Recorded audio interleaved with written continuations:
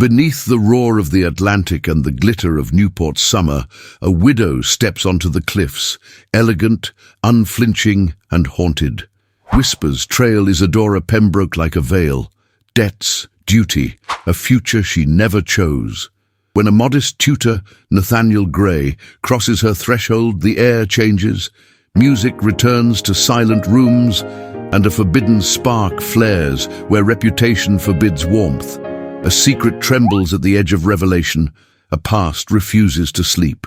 And one impossible choice between obedience and desire draws nearer with every breath. Before we begin, tell me in the comments where you're listening from, and share. What do you love most about historical romances? The scandal, the yearning, or the triumph against society? Newport, Rhode Island. Summer of 1891. The sea stretched out like a sheet of polished silver, the breeze heavy with salt and memory.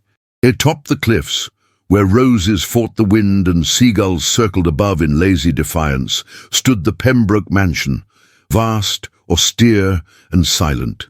Its shutters, painted in the fading green of a gentler era, rattled softly in the morning gust. Behind its tall windows, light filtered through lace curtains like muted confessions, and beneath its roof, silence had long since taken up residence. Isadora Pembroke, widow of the late shipping magnate Charles Pembroke, returned to her summer residence with the quiet solemnity of a queen without court. Draped in lavender-grey silk, trimmed with jet beading, her silhouette was a study in restraint. The sun touched the porcelain pallor of her skin, but she did not turn toward the warmth. Instead, her gaze lingered on the horizon, where sea met sky in an endless, unknowable promise, a horizon she had once believed she'd share with someone and now met alone. She moved through the corridors of the house like a wraith carved in marble, graceful yet unapproachable.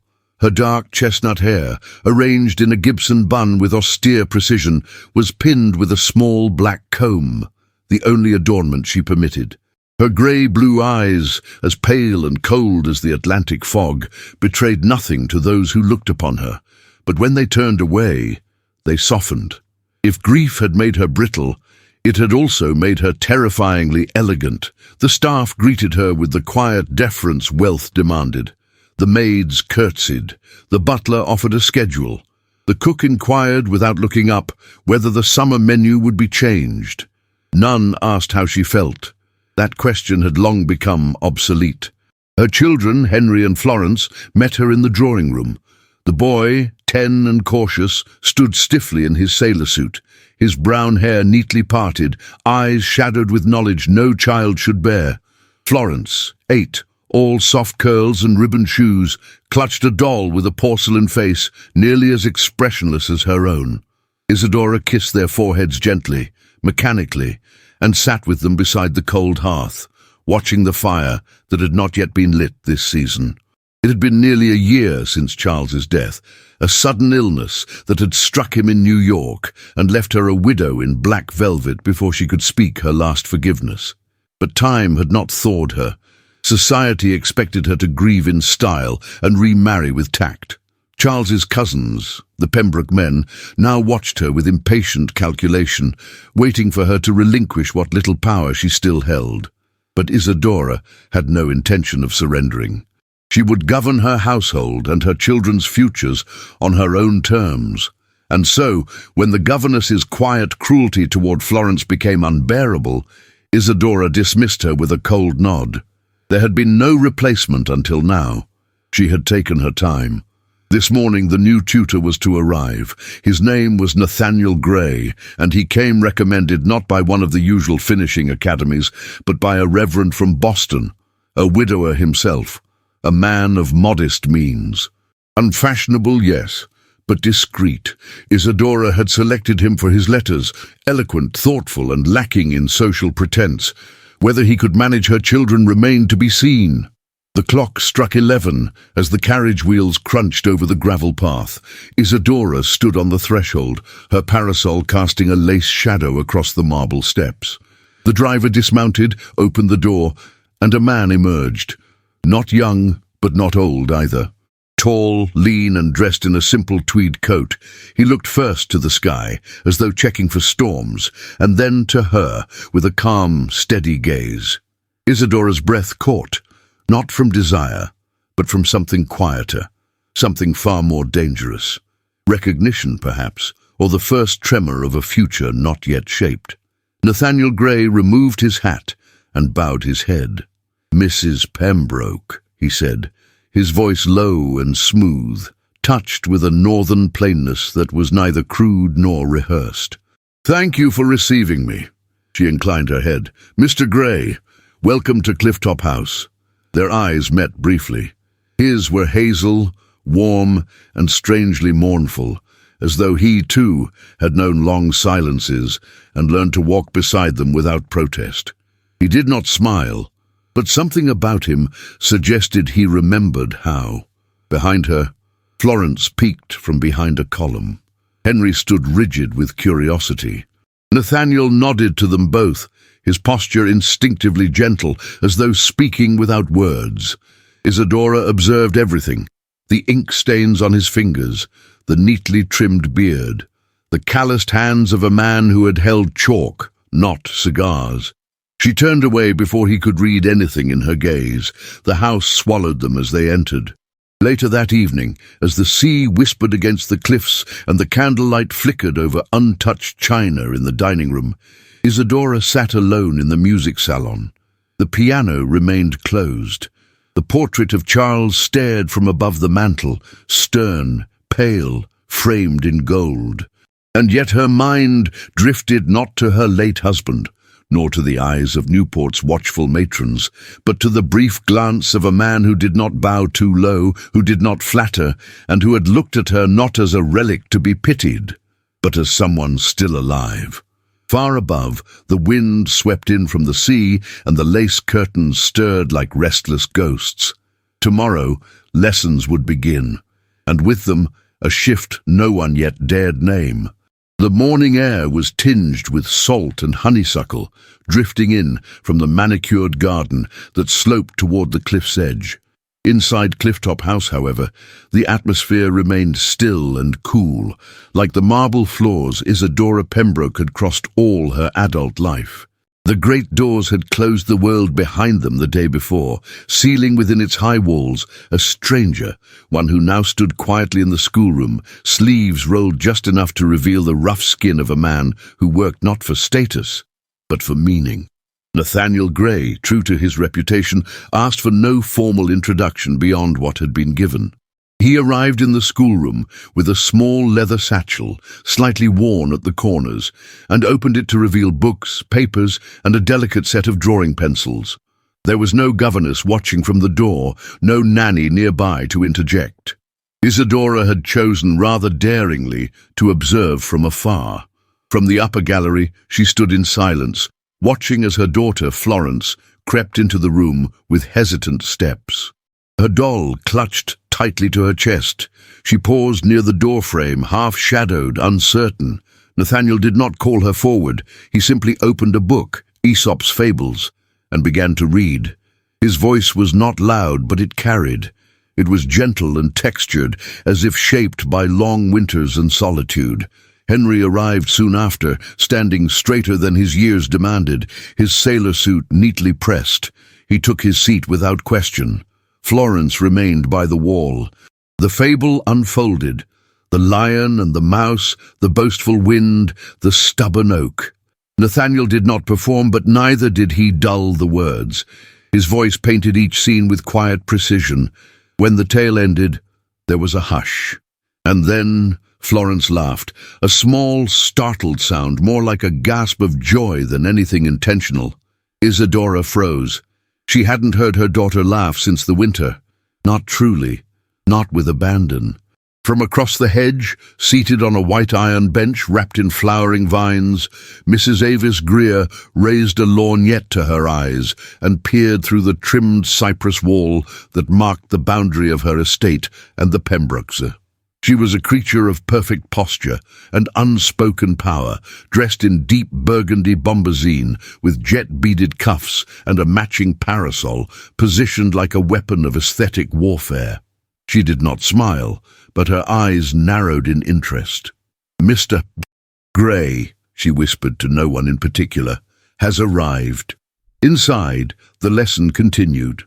Nathaniel offered the children pencils and a blank page each. "Draw what you heard," he said simply. Henry frowned.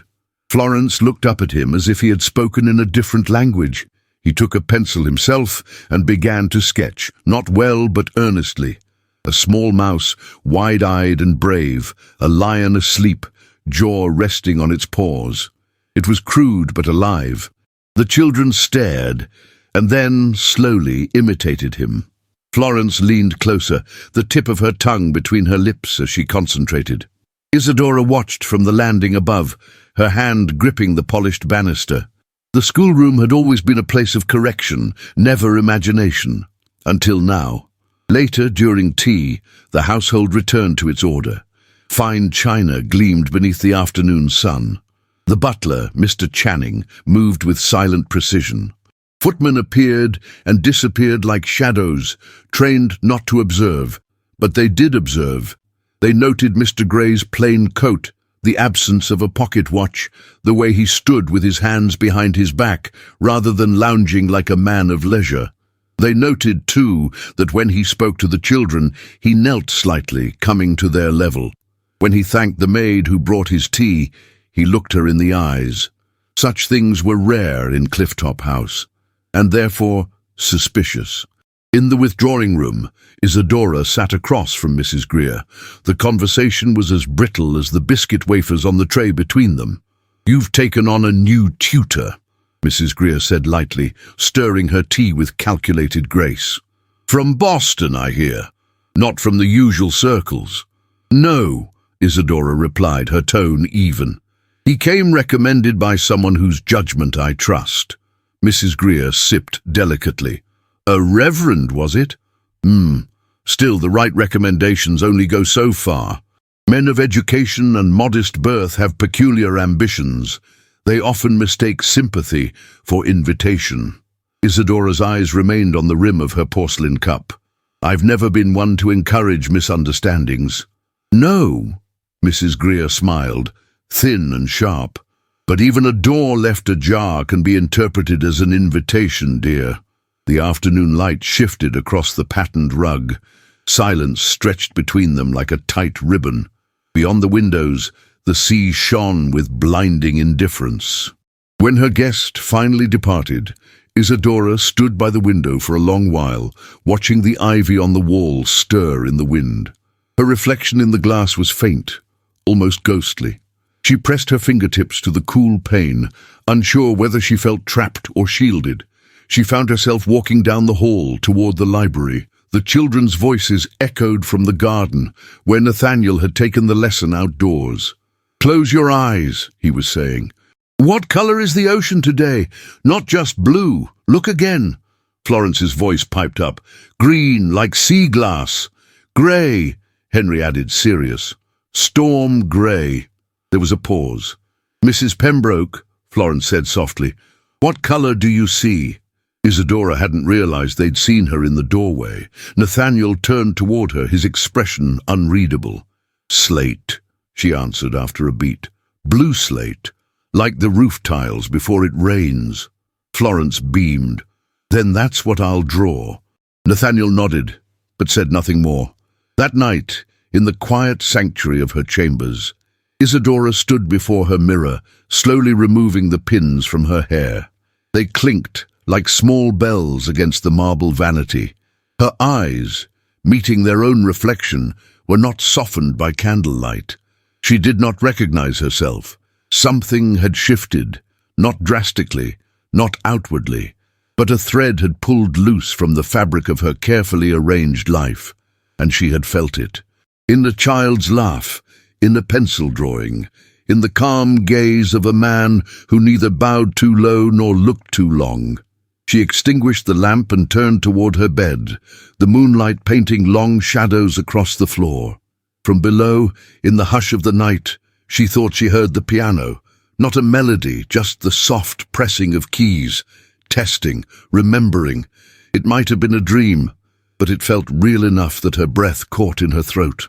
In Clifftop House, where morning had once lived in every corner, a single note had been struck, and it lingered, trembling in the air. The rain began on a Wednesday morning, slow and deliberate, like a confession whispered in church. By midday, the sky had turned a bruised grey, and the wind carried with it the scent of the sea, churned and angry. The Pembroke estate, perched at the edge of the cliffs like a solemn widow itself, braced against the weather with shuttered windows and smothered hearths. By the second day, the garden paths were rivers of mud, and the air inside Clifftop House had grown thick with the weight of things unsaid. No visitors came, no carriage wheels echoed across the gravel drive. Newport's social season paused, as if the world beyond the lace curtains had agreed to go silent. In the absence of distraction, time moved slower, and breath hung longer between words. Within this hush, the household contracted. Conversations became whispers, footsteps softened, and eyes turned inward. And in that stillness, something began to stir, not loudly, not recklessly, but with the hesitant rhythm of something rediscovering its right to exist. On the third afternoon of rain, the schoolroom remained warm, the fire lit low in the grate. The windows streamed with water, the view beyond them blurred into soft brushstrokes of grey and green. Nathaniel Gray stood beside the small writing desk where Florence sat, pencil in hand, struggling. She had managed the first sentence, then the second. But as she reached the third, her breath caught, and her pencil hovered uselessly in midair. She tried. Henry, seated across the room, looked up from his book, frowning. Isadora, seated farther back with a piece of mending in her lap, lifted her eyes without moving. Florence clenched her small fist, frustration rising like heat. Nathaniel leaned closer. He didn't correct her. He didn't press. His voice was soft, steady. "Close your eyes," he said gently. "Feel the word, Florence, not the sound of it, just the thought." She did. Her little chest rose and fell, and the silence around her grew thick with waiting. "Now," he said. "Try again." Her lips parted. Thank you," she whispered, finishing the phrase. Nathaniel smiled, not in triumph, but in understanding. "Well done." Florence turned slightly, and her eyes met her mother's. Isadora held her daughter's gaze longer than usual. Then she nodded once, almost imperceptibly, and returned to her needlework, though her fingers trembled just enough to misplace the thread.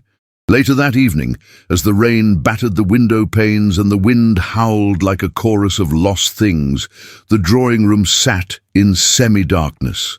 The lamps had been dimmed to save oil, and the great chandelier above cast faint glimmers on the ceiling, like stars glimpsed through clouds. Isadora stood in the corridor, half hidden by the heavy velvet drapery, her back straight against the wall, her breath caught in her throat. Inside, Nathaniel sat at the grand piano, his fingers moving slowly, reverently over the ivory keys. The melody was not practiced, no grand sonata or society favorite, but a hymn, simple and old, one her mother used to hum during long winter nights in Charleston. Its notes were neither joyous nor mournful, but something between the two, as if the music itself were remembering how to feel. He did not sing. He did not notice her presence, or if he did not let on. The firelight bathed his face in soft gold. Shadows danced beneath his cheekbones, accentuating the tired grace of his features. His hair, still slightly damp from the earlier walk across the west wing, curled faintly at the nape. His coat was removed, sleeves rolled neatly to the elbow, revealing forearms flecked with ink and memory. Isadora watched, unmoving. Her hands rested against the folds of her skirt, and though no one saw her, she felt as though exposed. That room, her husband's preferred chamber, had always felt cold to her, always too quiet, too formal, too heavy with the absence of love. But now, for the first time, it pulsed with breath, not loud, not desperate, just alive. She stepped back before he could finish, returning silently to her chambers, her heart unusually loud in her chest. The next morning, the rain had not ceased, Mist crept over the garden walls like silk unraveling. Nathaniel, once again in the schoolroom, began the lesson with poetry. "Today," he said, "we read from Wordsworth." Florence curled beside the window seat, feet tucked beneath her, while Henry sat dutifully upright. Nathaniel's voice filled the room with quiet images, a field of daffodils, a wandering cloud, the stillness of memory. When he paused to explain, he did not lecture. He asked questions. He listened. Henry, for all his seriousness, began to speak more freely. Florence, for the first time, shared a memory of daisies in the spring near her father's grave. The room did not fall into silence afterward. It held the moment, warm and fragile, like breath inside cupped hands. That afternoon, Isadora passed by the music room again. Nathaniel was there alone, organizing the sheet music left in disarray since the previous year. He paused when he saw her, but did not leave. "Miss Florence showed remarkable patience today," he said quietly. "She is rarely patient," Isadora replied. "She must have been interested." He smiled faintly.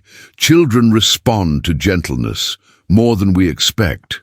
She did not answer. Her fingers drifted along the spines of the books near the door. Old collections of Mozart, Strauss, sacred music bound in green leather. "I did not expect to hear that hymn," she said at last, voice hushed. "The one you played last night." He looked up, his expression unreadable. "I wasn't aware anyone was listening." "I was," she said, and after a pause, "it was familiar." "My mother used to sing it," he said, "when the world felt too large." Silence fell between them again, but it was no longer the awkward silence of strangers. It was the tentative quiet of two people standing at the edge of something neither dared to name. The storm persisted for 3 more days. Each morning brought the same silver light, the same echo of rain on stone. And with each hour, the house shifted, not in structure, but in spirit. Laughter began to echo faintly in the corridors. Florence painted scenes from the fables Nathaniel read. Henry asked to learn calligraphy. Isadora found herself wandering more often toward the schoolroom, inventing reasons to pass by. And at night, when the halls grew still, she stood again by the parlor door, listening to the piano. One evening, she entered. He stood as she did. "I didn't mean to interrupt," she said. "You didn't." There was a pause. The rain tapped insistently against the windows. "Would you play something?" she asked. He nodded and sat. This time, the melody was Debussy, tentative, like footsteps over ice. Isadora crossed the room and sat beside the fire, the warmth brushing her cheeks. She closed her eyes, not to sleep, but to feel. The music curled around her like breath, like memory. When the piece ended, she opened her eyes slowly. He was looking at her, not boldly, but openly. She met his gaze. Neither spoke. In that moment, beneath the lace curtains and the hush of the storm, something unspoken passed between them. Not desire, not yet, but recognition, of sorrow, of longing, of the ache for something gentle in a world too hard. Outside, the wind howled louder, and somewhere beyond the hedge, the eyes of Newport's judgment turned once more toward the house on the cliffs. The storm passed as gently as it had come, leaving behind dew-laced mornings and skies that opened like soft blue silk above the sea. The garden at Clifftop House, once sodden and wind-ravaged, slowly returned to order under the hands of the silent gardener and the grace of early summer sun. Roses lifted their heavy heads. Ivy resumed its crawl along the stone walls. And beneath the tall, ancient elm tree that stood slightly off the main path, something unexpected began to bloom, not of petals or roots, but of innocent hearts and forbidden hope. It began with Henry, ever observant, ever cautious. He folded a piece of parchment in 4, his name nowhere to be found, and slipped it beneath a flat stone near the roots of the elm. Nathaniel found it the following morning during his early stroll through the garden. "You do not speak to us as if we are small," it read in an uneven, careful hand. "You listen, thank you." No signature, just the drawing of a book and a sun in the corner. Nathaniel kept the note, slipped it between the pages of Pilgrim's Progress and said nothing. 2 days later there was another, this one from Florence, though she did not know how to be secretive. Her handwriting was round, uncertain, filled with tiny flourishes that made her sentences tremble like petals in the wind. You make Mama smile. I don't know if you saw it, but I did. She didn't even notice, but she smiled. I think it's because of you. Nathaniel froze when he read it. He read it once, twice, and a third time, standing beneath the elm in the morning light, while the scent of wet grass rose around him. He folded the note slowly, almost reverently, and placed it in his coat pocket, where it stayed for the rest of the day, his fingers brushing over it more times than he cared to count. Later that afternoon, Isadora walked through the garden alone. Her pace was slow, her parasol half lowered, its ivory lace casting a dappled pattern on her cheek. She passed the rose arch, the gravel path, the white bench where Mrs. Greer had once sat, and measured her with thinly veiled malice. Her feet led her toward the elm, not by intent, but by some quiet pull of instinct. There, beneath the tree, something caught her eye. A folded paper, half tucked beneath a stone. She hesitated. It could be anything, a scrap, a leaf, a child's careless trash, and yet her fingers reached for it. The parchment was soft from dampness, its corners worn. When she unfolded it, she immediately recognized Florence's hand, and the words, "You make Mama smile." She read it once, then again, and again. Her breath caught, not in embarrassment or anger, but in something else, something older, quieter, something she had not allowed herself to feel in years. She folded the letter again, more carefully than before, and stood in place for a long moment, listening to the sea. She said nothing to the children. She said nothing to Nathaniel. That evening, when the lamps were lit and the drawing room prepared for guests who would not come, Isadora retreated to the study that had once belonged to her husband. The door creaked faintly as she closed it behind her. The air inside was still, heavy with the scent of old books and polished wood. A portrait of Charles Pembroke hung above the desk, his eyes stern, his mouth thin, his posture that of a man born to command. She did not look at it. Instead, she opened the drawers until she found his business journal, the one he had carried even on holidays, the one he had dictated into late nights, while she sat in the corner, sewing quietly, invisible. The pages were filled with numbers, shipping schedules, codes, contracts. She turned them one by one, scanning, searching, not for figures but for words, for a line, a sentence, anything. There were none. No mentions of her, no phrases about the children, not even a passing note of affection. Only transactions, only ships and salt and profits. Her throat tightened. She closed the book and set it aside. Then she sat at the desk, folded her hands and wept. Not loudly, not brokenly, but with the quiet, sustained grief of a woman who had known she was unloved and had accepted it, until a child's note reminded her that it wasn't what she deserved. The next morning, the sky was a luminous grey, and the sea shimmered silver beneath it. A soft wind stirred the tall grasses beyond the garden walls. Isadora stepped onto the veranda after breakfast, her gloves in hand, her bonnet tied beneath her chin with a pale ribbon. She found Nathaniel near the fountain, the children having gone inside after a short morning lesson. He turned when he heard her footsteps. "Mrs. Pembroke," he greeted, inclining his head. "I wonder," she said, her voice quiet but clear, "if you would join me for a walk along the cliffside. The morning is too fine to waste." He paused, only a heartbeat. "Of course." They walked without chaperone, without fanfare, along the narrow path that curved along the bluff's edge. The air carried the scent of salt and rosemary from the nearby hedges. Birds wheeled above the crashing waves, and the world felt for a moment entirely separate from Newport's judgmental eyes. They did not speak for some time, but silence between them had never been empty. Isadora finally said, "Do you miss Boston?" Nathaniel glanced at her, the sea wind tousling his hair slightly. "At times, but not often. "What did you leave behind?" she asked, her voice barely above the breeze. "A grave," he replied without bitterness, "and very little else." She did not flinch, nor offer condolences. Instead, she turned her gaze to the sea. "I read a note yesterday," she said after a pause, "left beneath the elm." His breath caught, but he did not speak. "It was from Florence," she continued. "She thanked you for making me smile." He lowered his eyes, his hands clasped behind his back.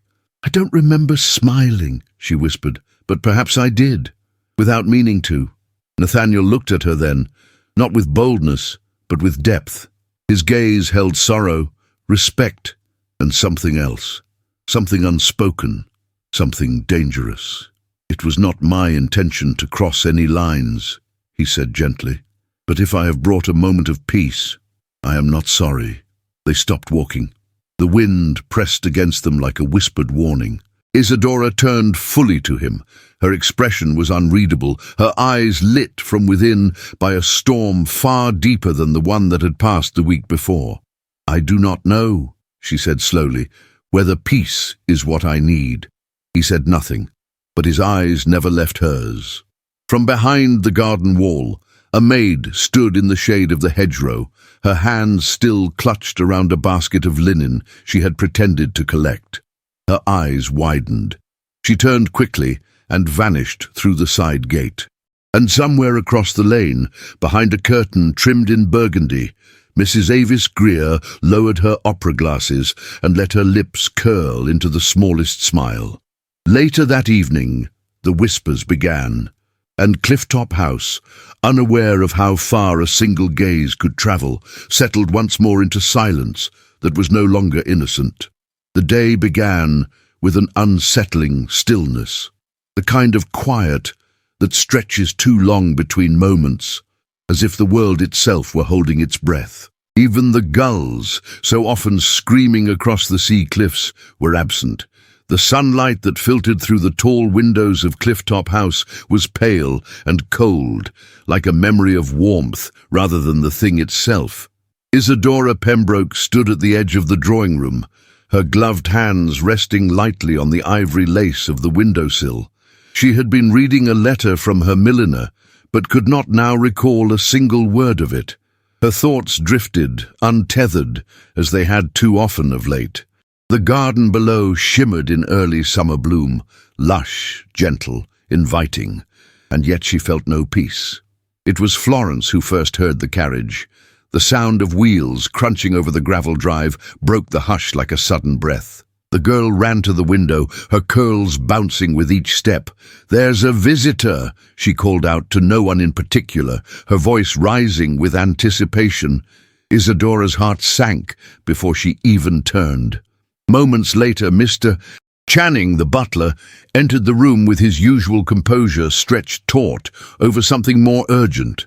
"Mrs. Pembroke," he announced, "Mr. Thaddeus Pembroke has arrived." There was no question, no inquiry. It was a declaration. The name settled over the room like a drop of ink in water. Thaddeus Pembroke, cousin to her late husband, executor of certain trusts, and a man whose presence was rarely casual. Isadora nodded once. "Show him to the west parlour, and have tea prepared." "Yes, madam." As Mr. Channing disappeared, Isadora moved slowly toward the mirror near the door. She adjusted her hair with fingers steadier than she felt and touched the high collar of her lavender-grey gown. Morning, even in its softened stages, still clung to her like a second skin. She descended the stairs with the grace expected of her, every step a measured declaration of composure. The west parlour, smaller and more intimate than the drawing-room, was already filled with sunlight and the faint scent of violets from a crystal vase. Thaddeus stood near the hearth, inspecting a framed engraving of Venice, as though it were the centerpiece of his visit. He turned when she entered, offering a smile that did not touch his eyes. "Isadora," he said, stepping forward, "you look well." She extended her hand. "Thaddeus, this is unexpected." "Family needn't send notice," he said lightly. "I was passing through on business. I thought I might see how my cousin's widow and children were faring in the ancestral seat." She did not correct him that this was not his family's seat, nor his to visit unannounced. "I trust your travels were comfortable," she said, lowering herself into the chair by the window. He sat opposite her, crossing one leg over the other with deliberate elegance. His cane leaned against the armrest, though he did not seem to need it. "They were. I stopped in Boston along the way. It seems your name has been the subject of some enthusiastic conversation." Isadora lifted her gaze, expression unreadable. "Society finds itself bored when the weather turns mild. I imagine they must find something to occupy their tongues." He smiled again, sharp and knowing. "Quite so. Still, I couldn't help but notice how frequently a particular name appeared beside yours. On Mr. Nathaniel Gray." She did not speak. "From what I gather," he continued, adjusting the cuff of his glove, "he is employed here." "A tutor?" "Yes," she said, evenly. "For Florence and Henry." "Of course." His tone shifted, almost imperceptibly. "You've always taken the children's education seriously. Admirable. Still, there is concern." "From whom?" He spread his hands. "From those who wish to protect the integrity of the Pembroke name. A name which, need I remind you, carries weight not just in Newport, but in Boston, in New York, even in Baltimore." She tilted her head, her voice low. "And what, exactly, is being said that threatens this illustrious legacy? That you've become too familiar with your employee? That your mourning has taken on a more spirited tone than is proper? That—" "Enough." Her voice cut through the room like frost. "You've made your point." Thaddeus leaned forward, his expression tightening. "I come not to threaten you, Isadora, but to warn you. If appearances continue to unravel, the family may be forced to petition the courts for a change in guardianship. For the children's sake, of course. Not to remove them from you, but perhaps to place oversight in more stable hands." Her breath stilled in her chest. "Are you threatening to take my children?" He gave a soft, patronizing chuckle. "Of course not. I'm only saying that your choices affect more than just you now." Tea was served in silence. Isadora did not touch hers. By the time Thaddeus stood to leave, the sun had begun to lower behind the trees, casting long shadows through the stained glass along the corridor. "I will remain in Newport a few days," he said. "Perhaps we might revisit this conversation." She nodded once. "Perhaps." And with that, he departed. The door shut behind him like the closing of a coffin lid. That night, the wind returned. Not a storm, but the kind of wind that presses against windows like a warning. The fire in the drawing room snapped and hissed, sending shadows dancing across the rug. Isadora sat beside it, her hands resting on the arms of the high-backed chair. Across from her, Nathaniel sat with a book in his lap, unread. Neither had spoken since the children went to bed. Florence had kissed her mother's cheek and whispered, "Mr. Gray read us a story about stars tonight." And then she had scampered off, her nightgown fluttering like a ghost. Now, in the silence, the only sound was the fire and the occasional rattle of the window pane. Nathaniel shifted slightly, setting the book aside. His eyes met hers. He looked as though he might speak, but she shook her head, just once, gently. He understood. Words, in that moment, would break something fragile between them. Their gazes held. And in that gaze was everything: fear, trust, longing, uncertainty, and the heavy weight of all that could not be named. Her hand, resting on the armrest, moved slightly. So did his. Their fingers met, only for an instant, not held, not gripped, just touched. The contact was brief, a whisper, but it was enough to set the air between them alight. Later that evening, alone in her room, Isadora found a folded paper on her writing desk. It was a drawing, a childish rendering of the family, a tall man, a woman in a dress, a boy, a girl, and a fifth figure with a book in his hand, Nathaniel. Florence had drawn him into the portrait, without explanation, without shame. Isadora traced the lines with trembling fingers. The fire crackled in the hearth, and far away, beneath the weight of family names and hidden eyes, something tender and dangerous continued to grow. The sky was the color of pale porcelain, streaked with clouds so delicate they seemed stitched into the heavens by hand.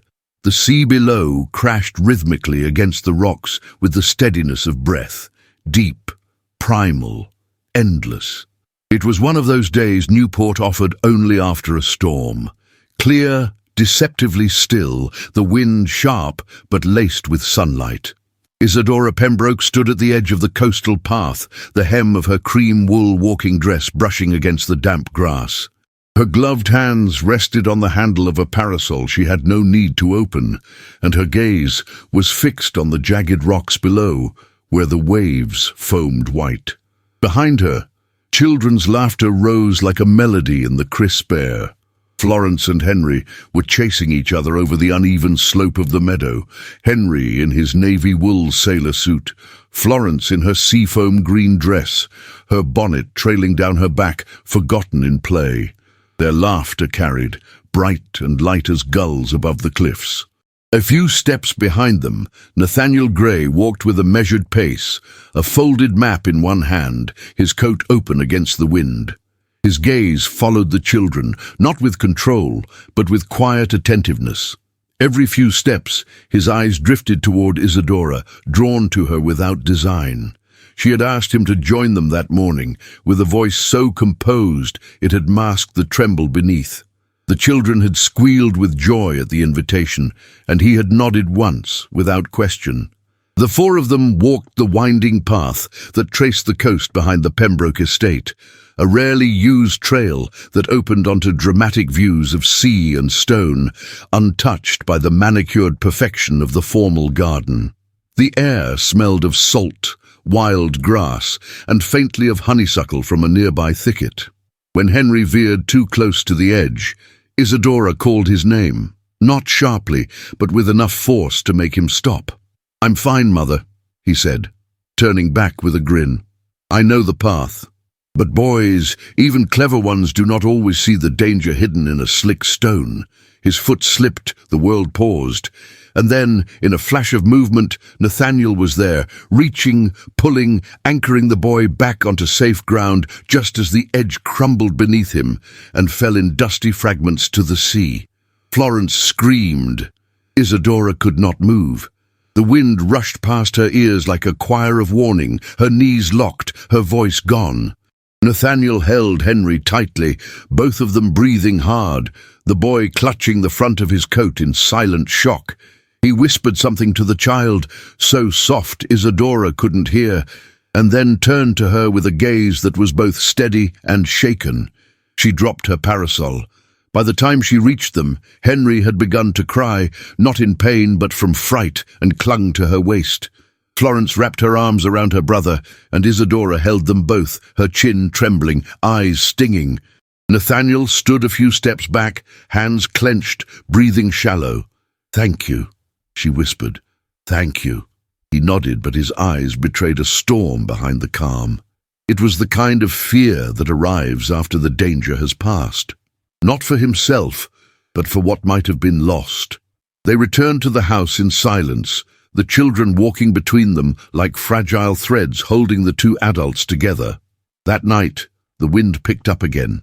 The Pembroke Library, lined with shelves of dusty law books and volumes of maritime ledgers, felt warmer than usual, the fire in the hearth crackling with orange light. The children had gone to bed early, exhaustion and emotion having carried them into slumber with unusual ease. Isadora stood near the window, her back to the fire. She had changed into a gown of pale lilac, its high collar fastened with a cameo brooch. Her hair was pinned loosely, one strand brushing her cheek. In the flickering light, she looked not like a widow, but like a woman caught between past and present. Nathaniel stood by the fireplace, his gaze not on the flames, but on her. "It was instinct," he said quietly, his voice rougher than usual. "I didn't think. I just moved." She turned to face him, her expression unreadable. "You saved his life." "He's a brave boy," Nathaniel replied. "Too brave, perhaps." Isadora's hands clenched at her sides. The firelight reflected in her eyes. "I don't know what I would have done if you would have survived," he interrupted gently, because that's what you do. The silence that followed was full, trembling. She stepped forward, slowly, and stopped beside a writing table near the hearth. Her fingers rested on its edge. "I've lived for years in a house that looked perfect from the outside," she said, her voice barely above a whisper. "With perfect gowns, perfect menus, perfect smiles. I thought I was protecting myself. I thought if I did everything right, I would be spared the pain of needing." Nathaniel watched her, unmoving. "I was wrong," she continued, her throat tightening. "I have been terribly, terribly wrong." He took a step toward her. She didn't retreat. "I see you, Isadora," he said softly. "Not the widow, not the Pembroke name, just you." Her eyes lifted to meet his, and what passed between them in that glance was wordless and consuming. He moved closer. Now they stood less than an arm's length apart. His hand rose, slowly, deliberately, and hovered near her face as if asking permission without words. His fingers brushed a loose strand of hair behind her ear, the touch feather-light. Her eyes fluttered closed. His hand did not fall, but she stepped back, only half a step, just enough to break the spell. "I'm afraid," she whispered, her voice cracking. "Of me?" "No." She looked away. "Of wanting something that could cost me everything." He nodded, the faintest shadow of pain crossing his features. "I understand." She turned back toward the window, wrapping her arms around herself. "You shouldn't have to live beneath someone else's reputation. Not again." He took a breath as if to respond, then let it go. The moment broke like glass touched too hard. He bowed his head slightly, as if accepting a verdict unspoken. "I should retire for the night," he said. She didn't stop him. After the door closed, Isadora remained by the window. Outside, the moon hung low, casting silver threads over the lawn. The waves crashed distantly, loyal to no one. The following morning dawned too bright. A sharp knock came at the front door just past 10. Mrs. Avis Greer stood in the entrance hall, cloaked in navy, her gloves flawless, her expression polished to a gleam. She did not wait to be invited before speaking. "I come with delicate news," she said. "The church board met last night. It seems inquiries have been made, discreetly, of course." Isadora met her gaze with a steadiness she had not summoned in days. "About what, precisely?" "About your household," Mrs. Greer replied smoothly. "About the nature of your associations. With a gentleman who, by all reports, is neither kin nor clergy. There are concerns, not judgments, mind you, just observations." Isadora said nothing. Mrs. Greer smiled thinly. "I would advise caution. The court of reputation is swift and rarely just. When the woman left, the house felt colder. Nathaniel did not appear for lunch, and Isadora, seated in the breakfast room alone, could not summon the appetite to eat. In the schoolroom, the children studied quietly, unaware of the thunderclouds forming above their peaceful world. That evening, Isadora walked to the window once more, but this time she did not see the sea. Only the absence of something she had allowed herself to want, if only for a moment, and now she feared she might have to let it slip away. The day began with golden promise. The morning sun poured through the tall windows of Clifftop House, painting the marble floors with light and warming the floral wallpaper that had long since dulled beneath years of shaded mourning. The sea outside was calm, almost tranquil, and the air was perfumed by blooming lavender that clung to the garden's edge. Within the estate, silence reigned, refined, routine, and slightly too perfect. Isadora Pembroke moved through the halls with a distant elegance, her mind burdened by the memory of Mrs. Greer's veiled threat and Nathaniel's unreadable expression the evening before. Since that quiet moment by the window, she had not spoken to him, though his absence seemed to echo louder than any conversation could. Florence had been restless all morning, her usual gentle obedience fraying under the weight of something she could not name. Isadora had promised herself a few moments of solitude in her dressing room while the children occupied themselves. Mr. Gray, she'd been told, had gone to the library to prepare lessons. The house, for the briefest spell, was unguarded. And that was when it happened. The parlour had long been Florence's favourite room. It was smaller than the grand drawing room and quieter than the study, its soft blue walls and tall glass cabinets filled with porcelain animals, giving it the look of a forgotten dollhouse. A fireplace sat beneath a carved mantelpiece, adorned with miniature ships, untouched since winter. The girl, seeking comfort, had tried to light a few twigs with a leftover match from a jar near the hearth. She had seen adults do it after all. It did not seem dangerous. Until the flame met a wisp of fabric on the nearby ottoman, and the fire, as if awakening from sleep, leapt with joy. Florence screamed. The sound carried through the house with terrifying clarity. Isadora, halfway up the stairs, dropped the letter she held and ran, her breath caught in her throat before it could even form a prayer. Nathaniel heard it too. He was already sprinting from the corridor by the time she reached the parlour. Smoke curled out from beneath the door. The scent of burning velvet thickened in the air. He didn't hesitate. Nathaniel burst through, coat over his arm, and swept Florence into his arms just as flames kissed the bottom of her dress. He smothered the hem with his coat, shielding her with his body. Isadora arrived seconds later, her face pale, eyes wild. The fire had spread to the nearby drapery, the smoke choking the delicate air of the room. "Go!" he ordered, carrying the child out. Isadora obeyed, trailing behind them into the foyer where servants, finally alerted, rushed forward with water buckets and cloths.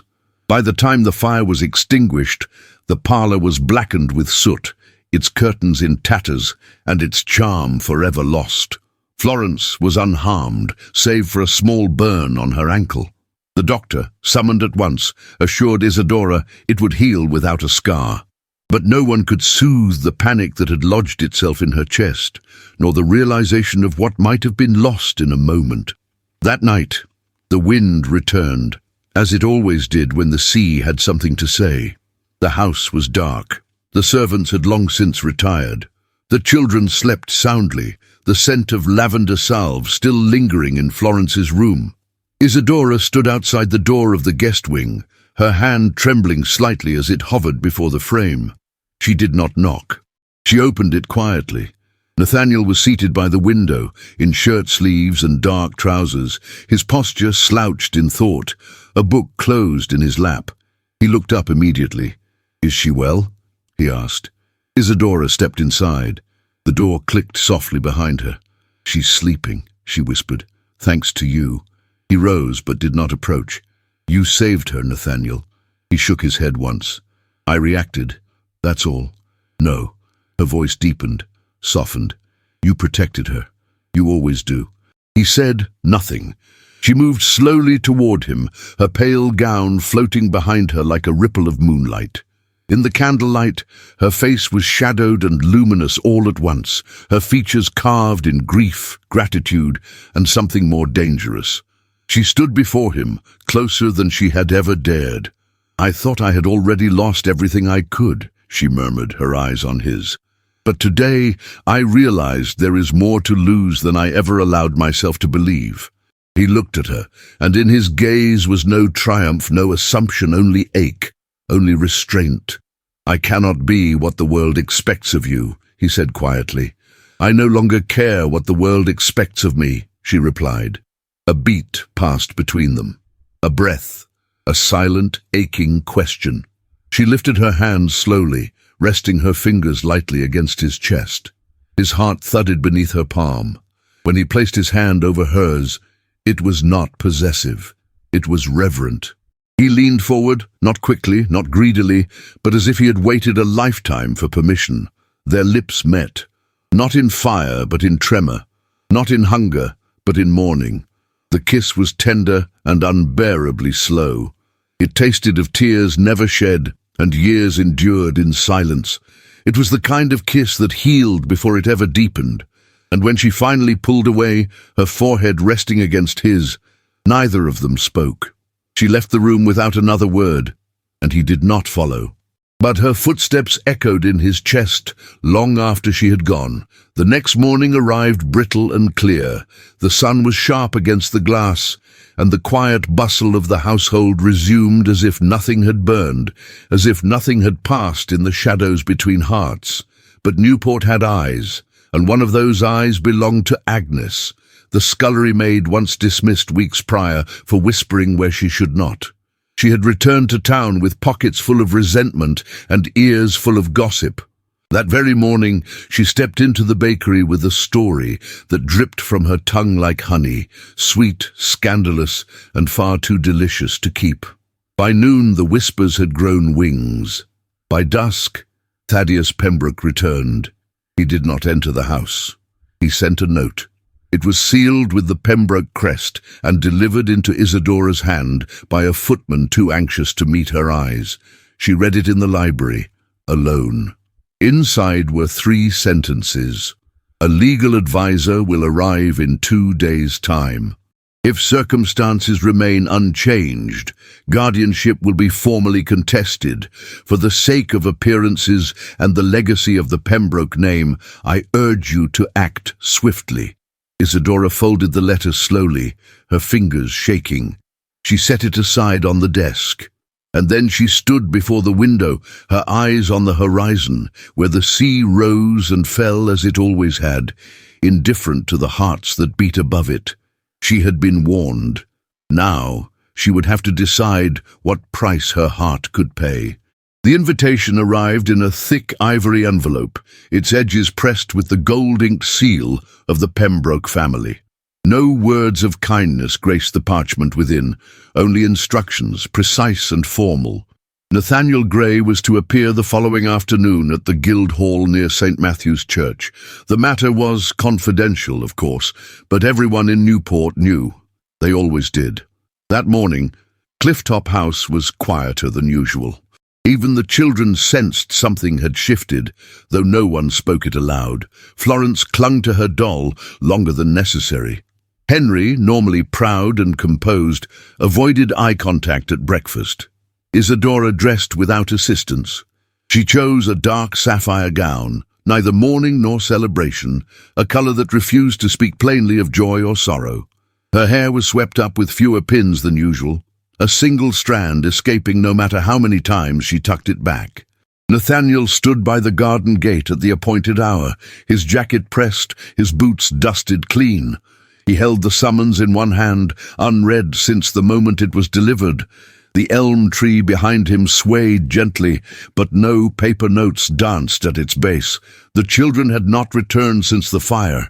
He did not expect her to come, but she did. Isadora approached him slowly, her gloved hands clasped before her. "You don't have to do this," she said softly, though they both knew he did.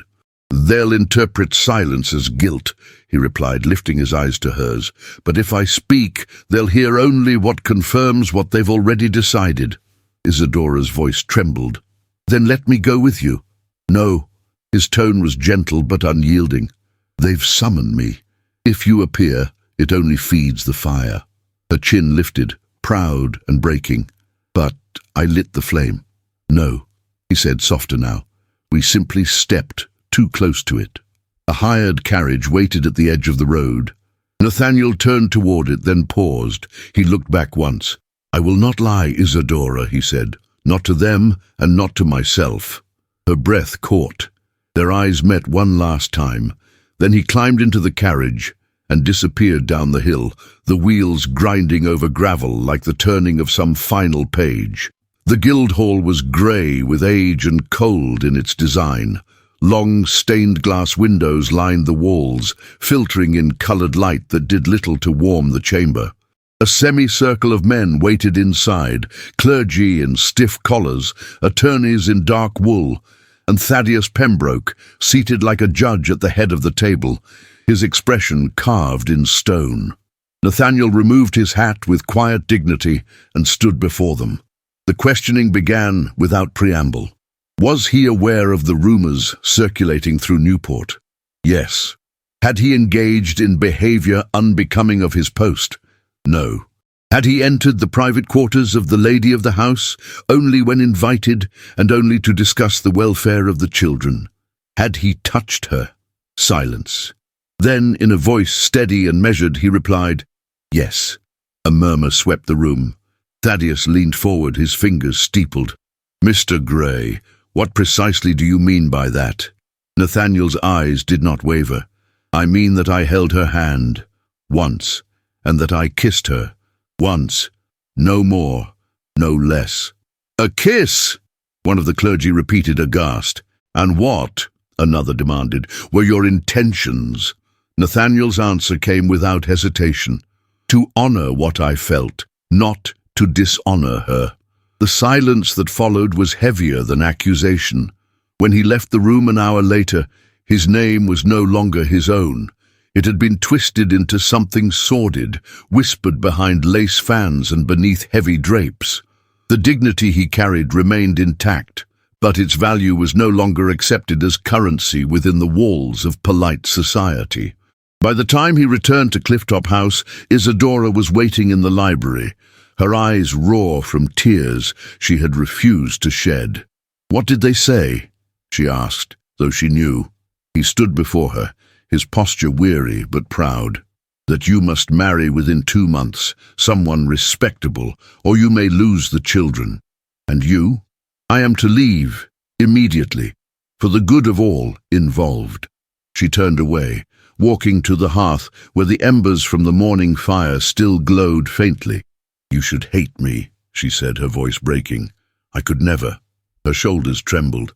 "Then why does it feel like we're already being torn apart?" "Because we are." He moved toward her, every step deliberate, as if memorizing the sound of the floor beneath his feet. "I love them," he said. "I love you." Her eyes shut, her face crumpling. "Then stay." But even as she said it, she knew the cruelty of the plea. "If I stay," he said, "they'll take everything from you." She turned, looking up into his eyes. "Then go," she whispered, "but not because you have to, because I asked you to." Nathaniel reached out, brushing a tear from her cheek with the back of his knuckles. Their last kiss was not a kiss. It was a breath shared, a closeness held, a goodbye unspoken. He left by the servants' door. No carriage, no audience. Just footsteps fading over damp earth down the garden path, past the elm tree that now stood solemn and bare, its roots heavy with memory. That night, the sea crashed louder than before, as if mourning the departure of something sacred. And in her chamber, Isadora Pembroke stood by the window long after the candles had burned low, her reflection barely visible in the glass, her heart echoing with every wave that struck the rocks below. The world had judged, the price had been paid, and the house, though still standing, no longer felt like home. The days that followed Nathaniel's departure unfolded with a silence so thick it seemed to dull even the sound of the sea. Clifftop House, once shaped by the rhythms of soft music and shared laughter, had returned to its former state, austere, polished, and hollow. The corridors echoed once more with the measured steps of servants and the restrained voices of children who had forgotten how to speak freely. Isadora Pembroke walked through her days like a shadow wearing lace. She performed every duty as expected. Meals were taken, letters answered, children supervised, but her presence no longer reached the surface of her skin. Her gowns were immaculate, her posture unyielding, and yet something vital in her had collapsed inward, as if a great cathedral had crumbled silently within her chest, and no one had noticed the dust. She did not speak of him. No one dared to. Even the staff moved around her with renewed formality, afraid to touch the fragile veil of composure she had woven around herself. Florence and Henry, once so eager to share their lessons, now spoke in whispers, their eyes scanning the rooms as if searching for something or someone that would never return. Each morning, Isadora sat in the breakfast room and stirred her tea without drinking it. Each afternoon, she walked the path near the cliffs, never straying near the elm tree, now bare of notes and laughter. And each night, she sat by the fire with a book open on her lap and her thoughts drifting to places her heart could not follow. Nathaniel had gone to Boston. That much she knew. He had accepted a post at a Quaker school, and though no letter had arrived, she imagined him there, his voice steady, his kindness intact, surrounded by children who would never know the cost of his leaving. Newport, however, had not forgiven her. One evening near the end of June, she received an invitation so laden with obligation it could not be refused. A charity ball hosted at the Linden estate, a gathering of widows and merchants, clergy and whispers, all cloaked in silk and pretense. Declining would only confirm what the town already believed. Attending might dull the worst of the scandal. Or so Thaddeus had suggested in his last letter, which she had torn in half and burned in the library hearth. She attended. She wore black lace and jet earrings, her hair twisted into a flawless chignon, her gloves a shade darker than grief. She entered the ballroom with her head high, her face unreadable, and her silence sharper than any blade.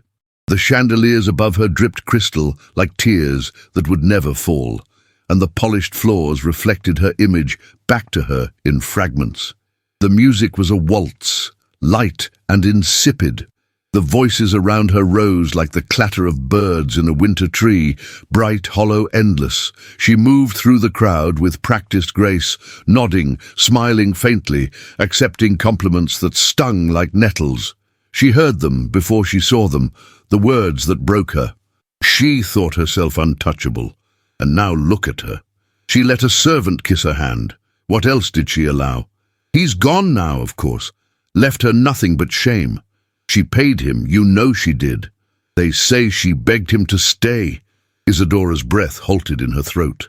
The scent of roses and brandy, sweat and perfume turned to ash. Her fingers clenched her fan until the delicate wood snapped beneath the silk. She turned without a word and left the ballroom. No one followed her. Outside, the night was heavy with fog.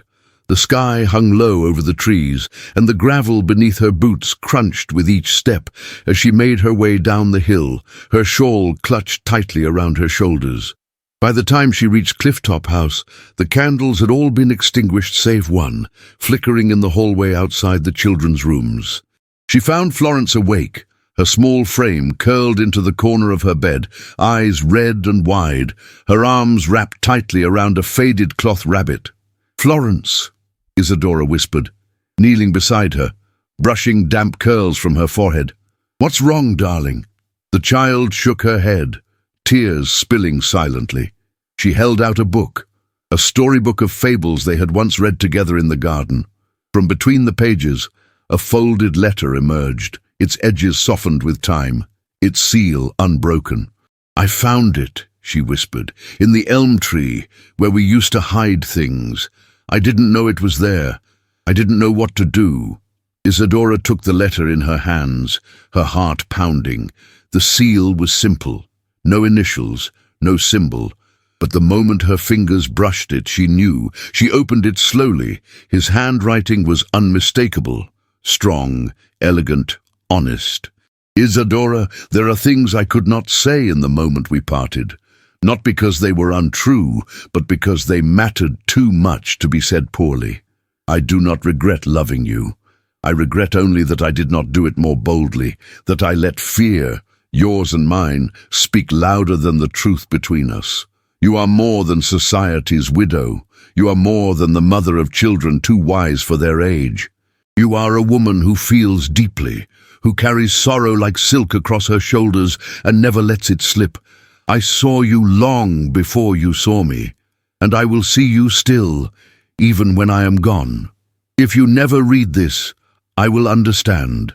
But if you do, and if your heart still beats a little faster at the memory of a song in the library or a single kiss that asked for nothing in return, then know this. I loved you as a man should love, with reverence, not conquest. And I will love you still." Nathaniel Isadora closed her eyes. The silence around her was no longer empty. It was full of all he had left behind. She folded the letter and held it to her chest, her breath unsteady. Florence placed her small hand on her mother's arm. "Did he mean it?" she asked. Isadora nodded, tears sliding silently down her cheeks. "Yes," she whispered, "he meant every word." And for the first time in weeks, she let herself weep, not for loss, but for love finally heard. That night, the waves crashed louder than usual against the cliffs. The elm tree stood still beneath the moonlight, its branches no longer bearing secrets, but reaching, quietly, toward the sea. The air at dawn was laced with brine and unfinished sentences. Isadora Pembroke rode alone through the waking streets of Newport, the hooves of her mare muffled against the misted cobblestones. She wore no hat, no gloves. Her riding cloak was loose, the ribbon untied.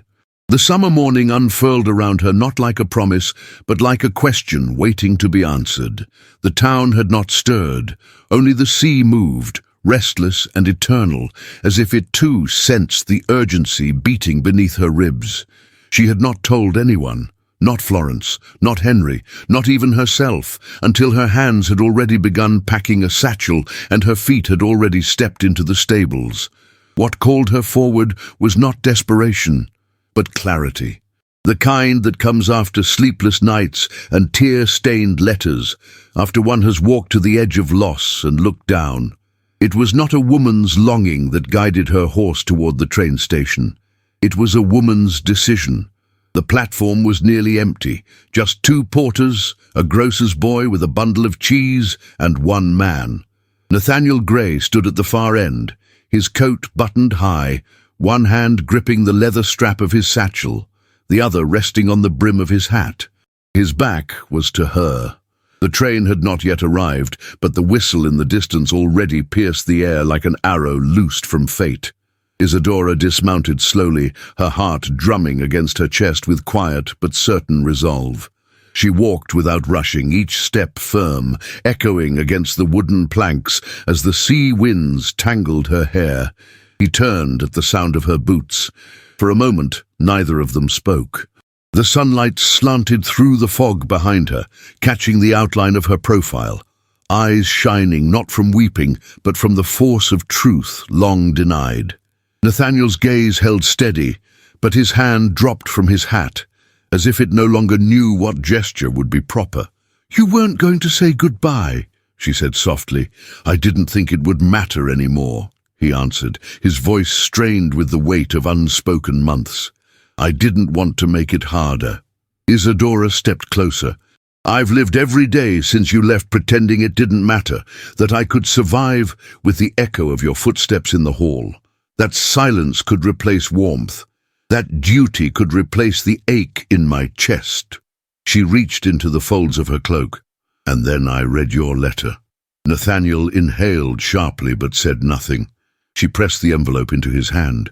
"It was never about scandal, Nathaniel. It was about fear. I've lived my entire life trying not to be punished for being a woman who feels too much. But when I lost you, I realized—" Her voice cracked, and she steadied it. "I realized I was no longer afraid of being unloved. I was afraid of never loving fully." He held the letter without opening it, as if it were sacred. "I don't want approval," she whispered. "Not from Thaddeus, not from Mrs. Greer, not from anyone. I only want peace.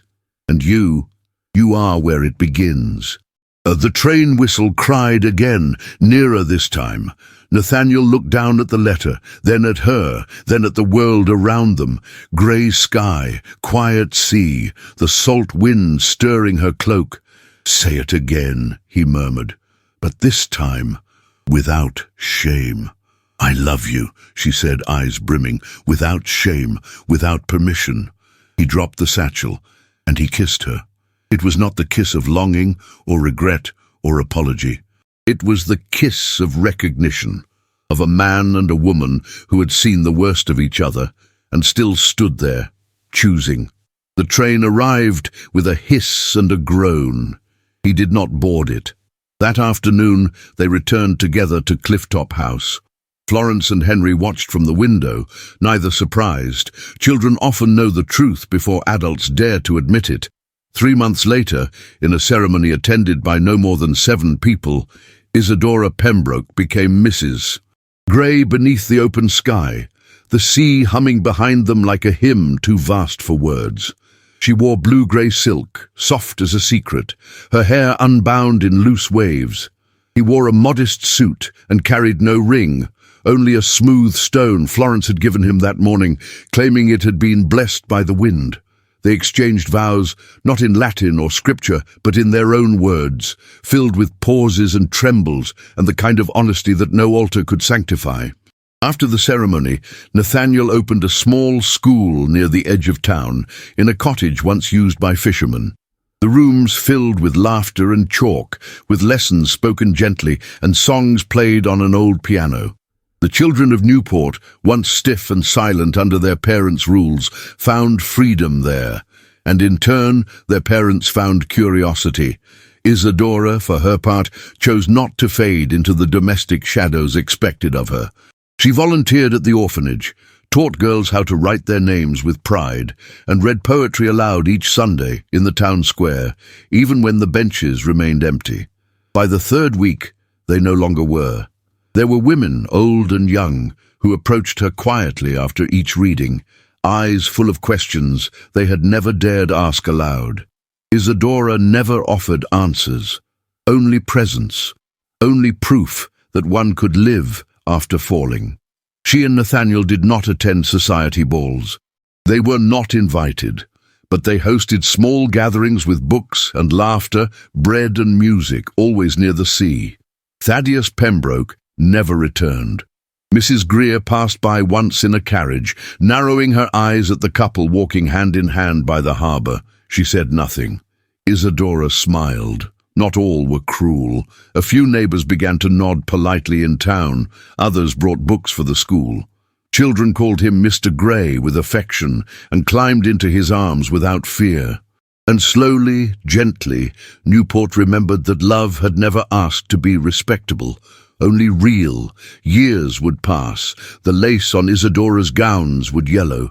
Nathaniel's hair would grey at the temples. The elm tree would grow thick with blossoms again, and Florence would press her hand to its bark each spring, whispering stories into its knots. But none of it would erase the moment a woman stepped onto a train platform at dawn and told the world, and herself, that she had chosen. Not legacy. Not silence, not duty, love. The sea roared still, tireless and immense, indifferent to titles and whispers. It did not wait for permission, and neither did she. The sea had not changed. It still broke in rhythmic fury against the cliffs, still whispered through the reeds and over the dunes as if carrying secrets too old for the ears of men. But the house on the bluff, once hollow with grief and silent expectations, had changed. Clifftop House, as it was still known, bore no trace of its former gloom. The heavy drapes had been replaced with linen curtains that danced in the breeze. Music drifted from the parlour nearly every evening, and the laughter of children echoed in the gardens. 6 years had passed since Isadora Pembroke had stepped onto a train platform and rewritten the story that others had written for her. 6 years since Nathaniel Gray had dropped his satchel to the ground and taken her hand, not in defiance but in truth. They were older now. Time had left its gentle impressions, smile lines at the corners of Nathaniel's eyes, silver threads woven discreetly into Isadora's once ebony hair. But there was something in their posture, in the way they moved around each other, that spoke of a love that had not eroded, but deepened. Their glances still lingered. Their silences still spoke volumes. Their family had grown. In the spring of 1894, Isadora gave birth to a daughter, Anna Josephine Gray, named for her own mother and for the courage it took to begin again. Anna was curious and fearless, fond of climbing trees and asking impossible questions. Nathaniel often said she carried the thunder of the sea in her lungs and her mother's soul in her gaze.